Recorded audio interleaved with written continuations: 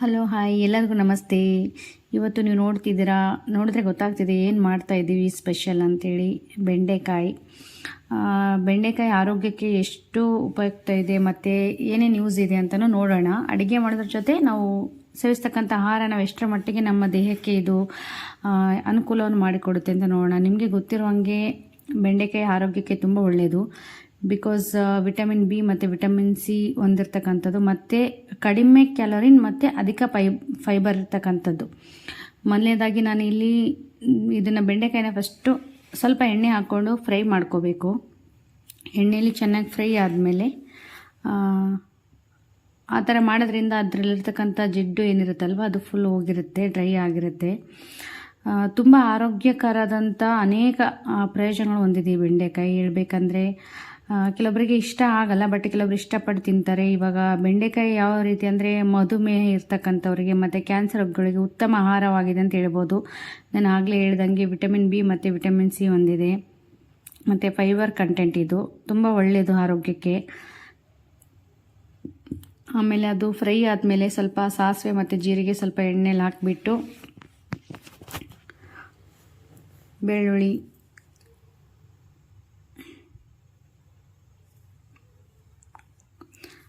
Onion ತುಂಬ ಸಿಂಪಲ್ಲಾಗಿ ಕಡಿಮೆ ಸಮಯದಲ್ಲಿ ಮಾಡ್ಬೋದು. ತುಂಬ ಗೋಜೇನಿಲ್ಲ.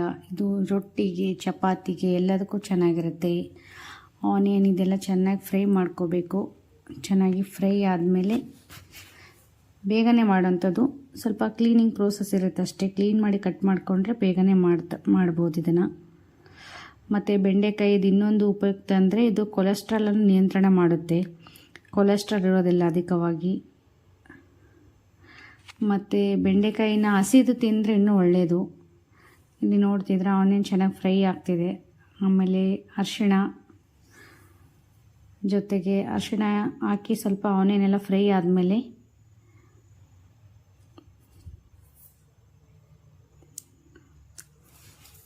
ರುಚಿಗೆ ತಕ್ಕಷ್ಟು ಉಪ್ಪನ್ನು ಹಾಕಬೇಕು.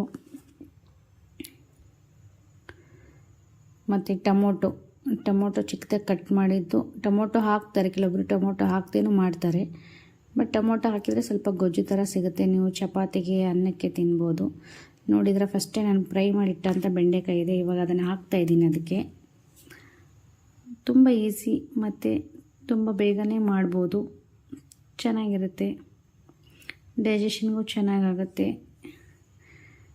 ನಾವು ತರಕಾರಿಗಳು ಏನೆಲ್ಲ ಯೂಸ್ ಮಾಡ್ತೀವಿ ಆದರೆ ಅದರ ಎಷ್ಟೊಂದು ಉಪಯುಕ್ತ ಮಾಹಿತಿ ನಮಗೆ ಗೊತ್ತಿರಲ್ಲ. ಹೀಗೆ ಮಾಡಿ ಮನೇಲಿ ಏನೇ ಒಂದು ತರಕಾರಿ ಮಾಡಬೇಕಾದ್ರೆ ಅದರ ಉಪಯುಕ್ತ ಮಾಹಿತಿನೂ ತಿಳ್ಕೊಳ್ಳಿ. ಮಕ್ಕಳಿಗೆಲ್ಲ ತುಂಬ ಒಳ್ಳೆಯದು. ಬೆಂಡೆಕಾಯಿ ಕೊಡೋದ್ರಿಂದ ಅವರಿಗೆ ಬುದ್ಧಿಶಕ್ತಿ ಹೆಚ್ಚುತ್ತೆ, ಒಳ್ಳೆಯದು. ಮತ್ತು ಜೀರ್ಣಕ್ಕೂ ತುಂಬ ಒಳ್ಳೆಯದು. ಆದಷ್ಟು ಕಡಿಮೆ ಆಯಿಲ್ ಯೂಸ್ ಮಾಡಿಕೊಂಡು ಅಡುಗೆ ಮಾಡೋದ್ರಿಂದ ತಿನ್ನೋಕ್ಕೂ ಚೆನ್ನಾಗಿರುತ್ತೆ. ನೀವು ನೋಡ್ತಾ ಇದ್ದೀರಾ, ನಾನು ತುಂಬ ಆಯಿಲ್ ಯೂಸ್ ಮಾಡಿಲ್ಲ ಮತ್ತು ತುಂಬ ಬಾಯ್ಲ್ ಮಾಡೋಕ್ಕೆ ಹೋಗಿಲ್ಲ. ಸ್ವಲ್ಪ ಏನಂತಾರೆ, ತರಕಾರಿ ಎಲ್ಲ ತುಂಬ ಬಾಯ್ಲ್ ಮಾಡಿದರೆ ಅದರಲ್ಲಿ ಏನೂ ಇರೋದಿಲ್ಲ.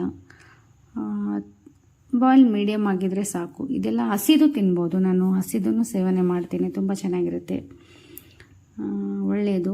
ಹೇಳ್ತಾರೆ ಮಕ್ಕಳಿಗೆಲ್ಲ ಹಸಿ ಬೆಂಡೆಕಾಯಿ ತಿನ್ನೋದ್ರಿಂದ ಆರೋಗ್ಯಕ್ಕೆ ಒಳ್ಳೆಯದು ಅಂತ. Simple and good for health recipe ಅಂತಲೇ ಹೇಳ್ಬೋದು. ಇವಾಗ ನೀವು ನೋಡ್ತಿದ್ದೀರಾ ಬೆಂಡೆಕಾಯಿ ಪಲ್ಯ ರೆಡಿ. ನೀವು ರೊಟ್ಟಿಗಾದರೂ ತಿನ್ನಿ, ಚಪಾತಿಗಾದರೂ ತಿನ್ನಿ, ಇಲ್ಲ ಅನ್ನ ಸಾಂಬಾರು ಜೊತೆ ಸೈಡಲ್ಲಾದರೂ ಫ್ರೈ ಇಟ್ಕೊಂಡು ನೀವು ತಿನ್ಬೋದು. ತುಂಬ ಈಸಿ, ಆರೋಗ್ಯಕರನು. ಹಾಗೆ ಆವಾಗವಾಗ ಏನೋ ಒಂದು ಮಾಡಬೇಕಾದ್ರೆ ತಿಳ್ಕೊಳ್ಳಿ. ನಾನು ಸ್ವಲ್ಪ ಇದ್ರ ಮೇಲೆ ಕಡಲೆ ಪುಡಿ ಹಾಕ್ತಾಯಿದ್ದೀನಿ, ಕಡಲೆ ಬೀಜದ ಪುಡಿ. ಚೆನ್ನಾಗಿರುತ್ತೆ ಅದು ಒಂಥರ. ಏನಾದ್ರು ಜಾಸ್ತಿ ಖಾರ ಹಾಕಿದರೆ ಅದು ಹಿಡ್ಕೊಳ್ಳುತ್ತೆ. ಅದು ಹಾಕಿ ಚೆನ್ನಾಗಿ ಮಿಕ್ಸ್ ಮಾಡ್ಕೊಳ್ಳಿ. ತುಂಬ ಈಸಿಯಾಗಿ ಯಾವ ಥರ ಬೆಂಡೆಕಾಯಿ ಪಲ್ಯ ಮಾಡೋದನ್ನು ತೋರಿಸಿಕೊಟ್ಟಿದ್ದೇನೆ. ಇನ್ನು ನಿಮಗೆ ಆರೋಗ್ಯಕರ ಅಡುಗೆಗಳು ಬೇಕಾದರೆ ನಮ್ಮ ಚಾನಲ್ನ ಸಬ್ಸ್ಕ್ರೈಬ್ ಮಾಡಿ, ಶೇರ್ ಮಾಡಿ, ಲೈಕ್ ಮಾಡಿ. ಅಡುಗೆ ಮಾಡೋದ್ರ ಜೊತೆ ಅದರಲ್ಲಿ ಏನಿದೆ ಮತ್ತು ಆರೋಗ್ಯಕ್ಕೆ ಏನು ಉಪಯೋಗ ಆಗುತ್ತೆ ಅಂತ ತಿಳ್ಕೊಂಡು ನೆಕ್ಸ್ಟ್ ಮತ್ತೆ ಬೇರೆ ಅಡುಗೆಯಲ್ಲಿ ಸಿಗೋಣ.